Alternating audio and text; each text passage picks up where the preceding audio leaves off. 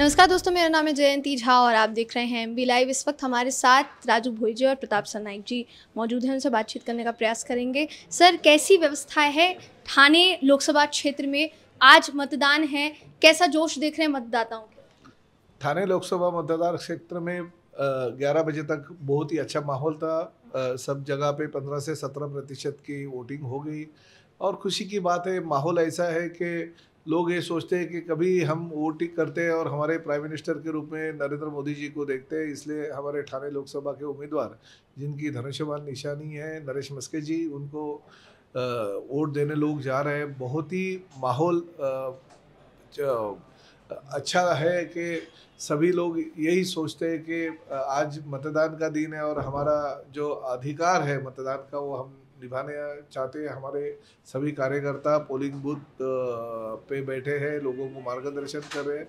और मीरा भाईंदर शहर आप देखेंगे तो वैसे बहुभाषिक है। बहुभाषिक लोगों में मोदी जी की छवि बहुत ही अच्छी है और पिछले 10 सालों में उन्होंने जो देश के लिए काम किया, विकास किया, हमारे मुख्यमंत्री एकनाथ शिंदे साहब और हमारी सरकार जो हिसाब से 2 साल से इस महाराष्ट्र में काम कर रही है, चाहे महिलाओं के प्रश्न हो, चाहे किसानों के हो, चाहे हमारे आदिवासी बांधवों के हो, सभी के काम करने के लिए हमारी सरकार प्रयत्नशील है और बहुत सारे विकास के प्रकल्प लेके आ रहे हैं। एमएमआर रीजन में हमारे मुख्यमंत्री जी ने इतनी सारी डेवलपमेंट की कि लोग बहुत ही खुश है।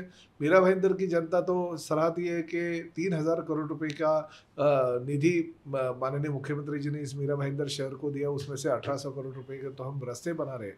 तो ये विकसित मीरा भाईंदर शहर किसकी वजह से हो रहा है? मेरा है कि अभी विकसित मीरा भाईंदर शहर किसकी वजह से हो रहा है? तो ये सरकार की वजह से हो रहे हैं। केंद्र में और राज्य में मोदी जी की सरकार और राज्य में हमारी महायुति की सरकार की वजह से ये विकास हो रहा है।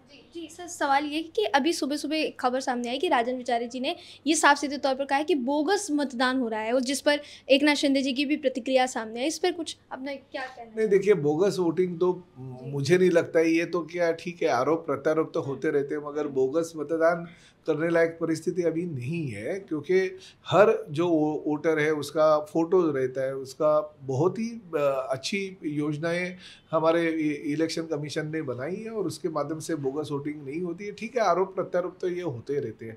जो उम्मीदवार हारते रहता है उसको तो किसी के ऊपर आरोप करने के बाद उसको चांस मिलता है कि चलो मैंने ये आरोप किया, इसलिए इसकी वजह से मैं हारा। कोई पैसे बांटने का आरोप करता है, कोई बोगस वोटिंग का बात करता है, तो कोई और कुछ बातें करता है।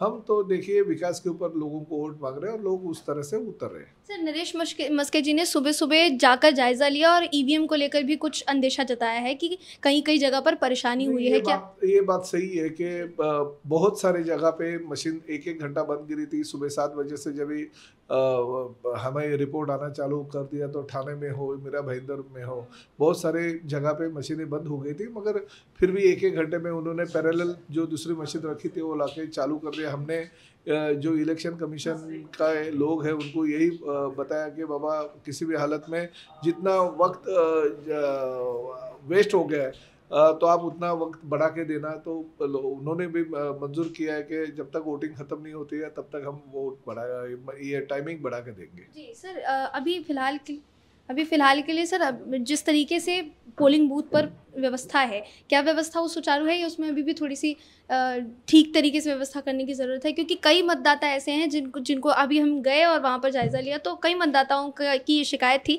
कि उनको वोट डालने नहीं दिया जा रहा है। तो ऐसी कुछ शिकायतें मिली? नहीं, ऐसा है कि थोड़ा वोटिंग के एड्रेस में गड़बड़ी है, बाकी व्यवस्था सब ठीक है। और हमारे पदाधिकारी को जो हम लोगों ने काम दिया था वो बड़े दिल से मेहनत से काम कर रहे हैं और हर जगह पे बूथ लगा के अपनी अपनी जवाबदारी पूरी कर रहे हैं। तो ये थे हमारे साथ प्रताप सरनाइक जी, राजू भोई जी।